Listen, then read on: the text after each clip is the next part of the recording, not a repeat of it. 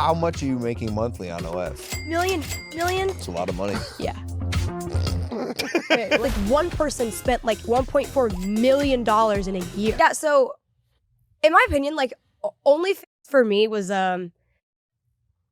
desperate times call for desperate measures. I was a broke college student, and when the whole Mr. Beast thing came out, I was like, I refuse to go back to school. Like I dropped out.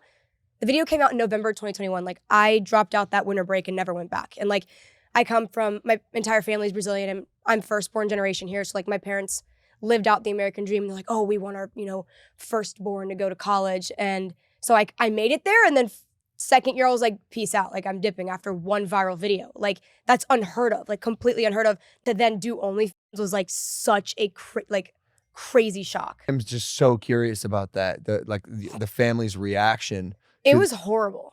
Really? It was horrible. I mean, I think for me, like you said, like I'm very like business mind oriented. When my parents were just coming at me for like, well, why do you want to do this? I'm like, for me, I'm like seeing this as like a stepping stone. It doesn't matter what you do, or I'm not saying my actions don't have consequences, because I will get into the fact like I do see the consequences of doing OF in trying to pivot.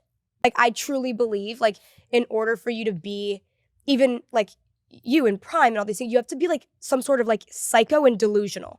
Like you have to have that psychotic obsession with what you're doing and believe it so hard for it to work.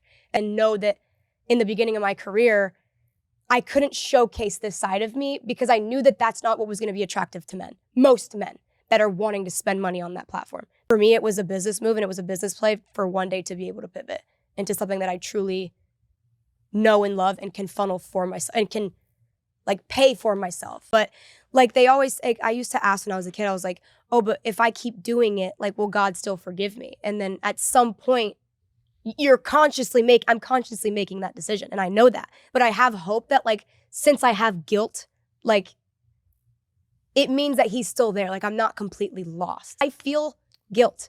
I'm not shameful, but I do feel guilt.